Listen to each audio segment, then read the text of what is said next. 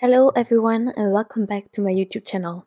Today I have a Halloween card to share with you using a newly released digital stamp from Rachelle Anne Miller. This one is called Cute Witch, I think you know why, and I decided to print her out on Transotype perfect coloring paper, but before doing that I first added a circle behind her. I wanted to create a glowing moon in the background and I just needed some guidelines. You don't need to add this in the program that you're using before printing it out, but I decided to do that. Something else that you can do is just avoid going into the circle of your moon or using a stencil that you might have. Anything goes actually.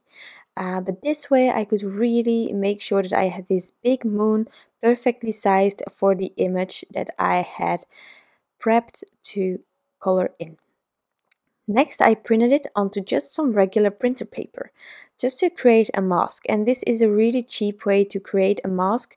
You can also use masking paper if you have, but I find it sometimes hard with digital stamps that you have to print it onto the paper, and once you have cut into that paper, you cannot use that anymore in your printer, and that's just a little bit sad according to me. And so whenever I can, I am just using some printer paper and then some removable adhesive, like these dots that I used here. They are repositionable, so I can remove this mask later on and just peel off the excess that I have from that dot adhesive roller, and then I can just start coloring. So here I'm just making sure that I get my background as I want it to be. I want this really dark night sky background with a tiny glow around my moon. Now as you can see here, it's still quite light, but it's all about the build-up. It depends on the paper how hard you can start blending immediately, but if you're unsure, and for example with Transotype perfect coloring paper, it's better to build up and start really light, because if you start too hard and there are some harsh lines, it's sometimes really hard to get rid of them. So therefore I am just building it up. I'm using several distress inks. I have Tumbled Glass, Stormy Sky, Faded Jeans, and Black Soot. Black Soot Truly or any other black ink will be key for your deep, dark night sky. For me personally, even if you just add it on the edges or just in a few corners because of placement of your moon like mine, it is going to deepen your background so much more. And it's a bit scary. I remember in the beginning when I created dark backgrounds that I never used black because it's so permanent in my eyes. But on the other side, as you can see here, it really reinforces that dark background. Next, I'm going to add some white gouache. These will represent the stars, so I made sure to leave my mask on top of the image until I was done with the splattering. If it would be snow, I think I would have removed the mask, but first colored the image completely and then splattered. But in this case, these are stars around the moon, this witch is quite high up. So I just kept adding until I was happy with the amount of stars, and then I could remove all of the masks on the image, on my edges, and then it was time to start coloring. So let's reveal what we have underneath. Really slowly peel that tape off. You can better do that in some sort of an angle to prevent yourself from ripping the paper. Like that. And then for the witch, I just used a craft knife to go underneath, and I really slowly went underneath because I didn't want to rip the paper either. Normally it is not gonna happen with the removable tape that I used, but you never know. So I went really slow and use something really fine like a craft knife to go underneath, and then you can peel it off with your fingers if you want to. And I don't know about you, but for me personally, this is so satisfying to see just everything being peeled off and just have that white image underneath. If you start with coloring, of course, you will have immediately a card that is finished, which is also amazing. So now I'm going to remove all of the excess adhesive that is still on my image. I'm using an adhesive eraser here to get rid of that. I'm going to color with Copics, so any adhesive or lines from this eraser will not bother me while coloring. Personally, I find it sometimes hard to blend on top of areas that I just erased or used the eraser on top. Because of that, I don't know, the texture of the eraser sometimes just grabs on top of your paper. So maybe that's also why I decided to stay on Copic coloring. On the other hand, I really love Copic coloring. So I hope that with this combination that I can get you started on this cute image. Of course, Halloween, I know it's a bit far away, but this image was just too cute to resist. So I really wanted to color her. She's fabulous. There is also another digital stamp release today, more autumn vibe, and also really cute. I have colored that image as well. Still busy on the blog post and the video, but I will share that as well. And truly, I hope that one of these images could inspire you, one of the cards, and I cannot wait to see what you will create with it as well. I contemplated about the colors for this image. I was doubting between green, what I'm doing here, and purple, because purple is a really strong color and it really works well on witches. So but I decided to go with green here, and so I'm just having some fun. I also added a W to darken this combination, which is definitely an option, and it wasn't bothering me too much to get that blend that I needed. Also, because my moon is on the right side of her, I am trying to add some shadows on the left, but also just have a bit of darkening on the right side as well, just to have more of a glow kind of vibe going on. So that's why you might also see me adding a tiny bit of that darker color on the right edge as well, but way less than on the left side. And I don't know if you find this as well, but once I added those two first colors of the combination, they were really dull and I wasn't liking it at all. But adding this yellow-green 97 and 95 really brightens up that color combination. And I think that is really a fun thing because you can start using other markers that you might not have thought of because of, indeed, the amount of vibrancy being there. But just by adding that one color that is vibrant, maybe it can just completely change.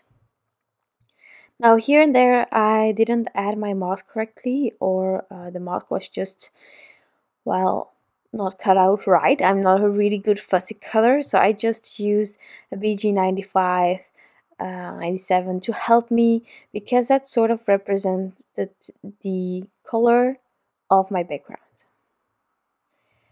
Next, let's do that skin tone. Now normally I start with the things that I find the hardest, being the skin tone and the hair.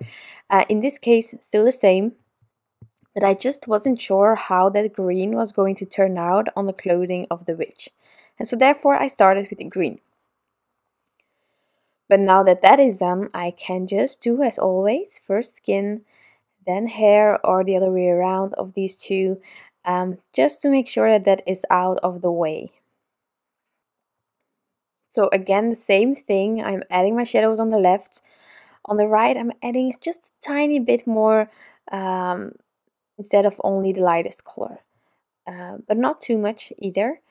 And then for the hair, I did something bizarre, if I can say it like that. I never used that combination, and I wanted to have a reddish kind of brownish kind of hair color, and I just took that color chart from Sandy Elnock that I purchased and added all of my colors on. And then I was kind of looking how I could maybe achieve the combination that I was after in my head.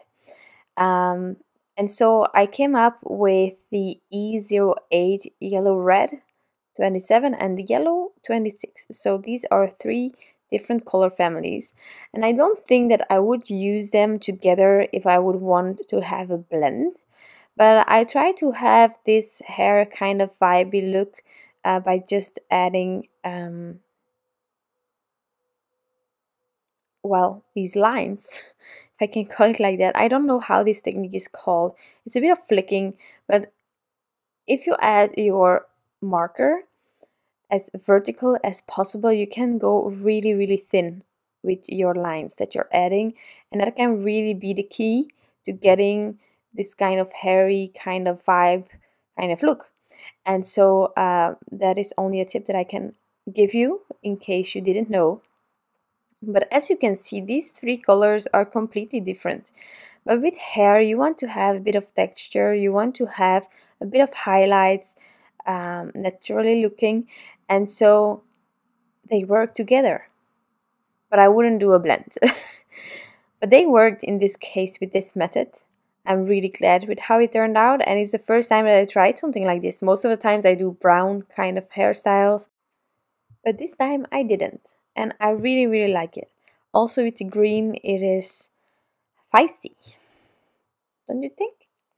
So now onto the owl. Here I'm just choosing some browns, a really soft owl. It's gonna be. I'm also going to use this combination for the broom.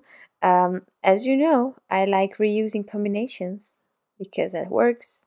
And also, although I'm creating a scene here, it also makes it a bit simpler, in my opinion, more simple. So here I'm just working my way from darkest to lightest as well, and I will come back in until I'm happy with the blend that I have created. Sometimes it takes me one layer, sometimes two, three, anything goes.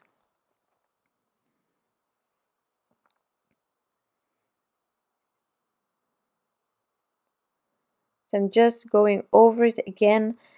This truly helps me to get a darker and better blend, and sometimes you just need a bit more definition, and a second layer can help with that.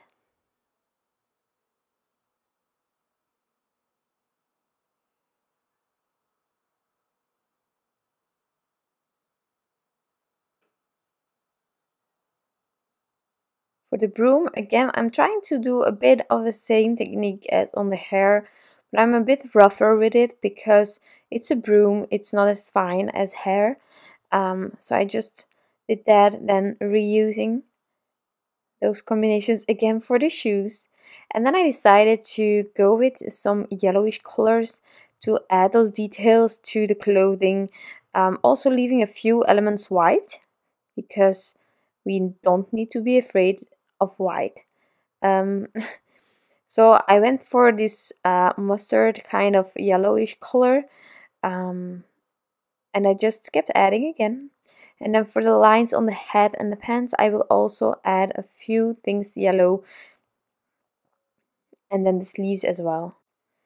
So this combination that I'm using here is yellow red 24, 21, and yellow 21. I really love this combination. I used it in the past, and it's not a yellow in your face, but since my green was also a bit more shaded, I looked for a yellow with the same kind of shading in it, and I'm really glad with this one. In the past, I also used this one for a really yellow moon that I created back then, which was also surprising, and I really liked it.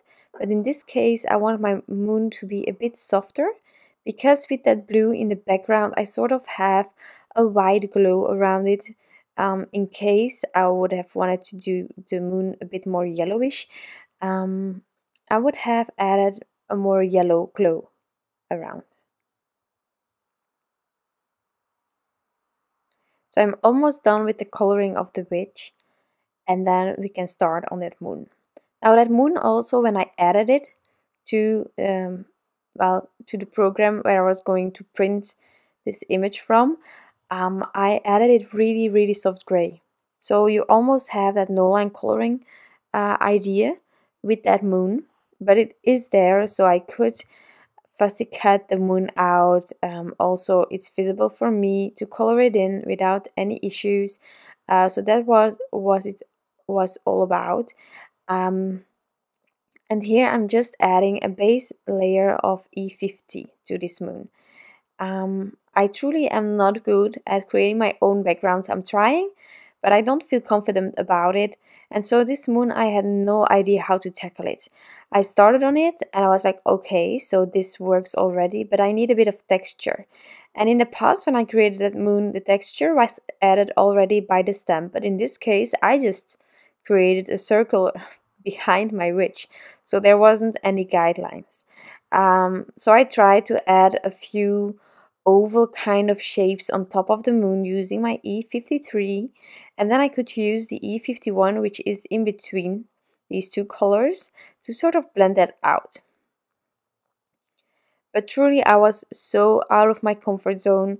I added a few more after these, but I didn't go overboard either because I just had no clue what I was doing. I had no clue.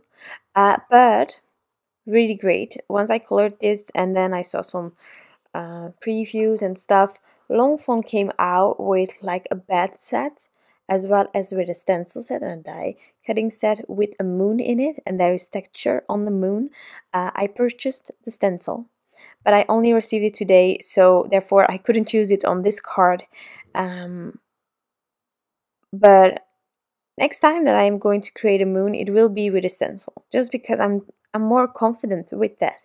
If you're comfortable with just drawing yourself things, then that's perfectly fine. But for me, it's a bit outside of my comfort zone. So I'm really glad how this moon turned out, but I probably won't do this very often. If you want to, and I have a new set that I want to use a moon behind, I can try it again. But otherwise, I will definitely go for my comfort zone being a stencil.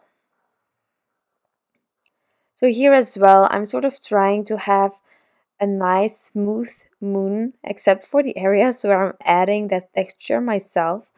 And I also wanted a bit more shadowing behind the witch. Not too much because there is our light source at the end. But yeah, and then I decided to add a few more elements.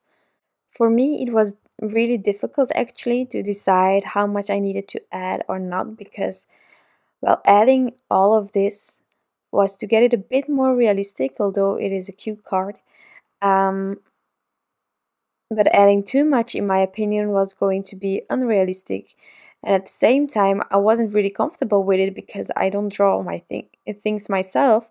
So therefore, I was a bit lost, I must admit. But I'm happy. Again, I'm happy with the end result, and I think it was a really nice exercise to do this.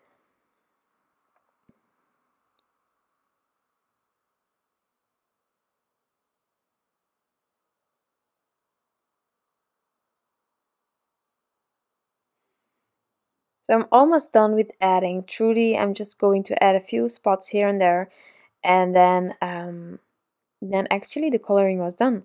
I had to decide what I was going to do with my sentiment, and I left some space underneath if I wanted to use that.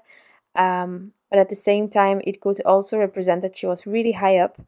And so I looked into my stash of stamps, and I came to this really simple speech bubble boo. This one is from Boo to You from Avery Elle. I had stamped it out in the past, didn't cut it out, so I fussy cut it out right now because I don't have the matching dies, unfortunately. But I just thought this is really cute. It leaves this card open for any occasion. I can use it for a birthday, for Happy Mail, for Halloween in general, but I don't really do Halloween, so I use that all the time for birthdays or Happy Mail around that time of Halloween. I just added it on top of a card base, and then this card is finished.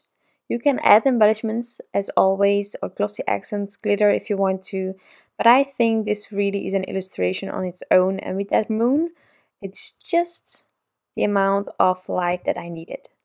I hope that you enjoyed this video and that you got inspired. If you're curious about the combinations or the supply list, they are all listed on my blog post and part of it on in the description box down below.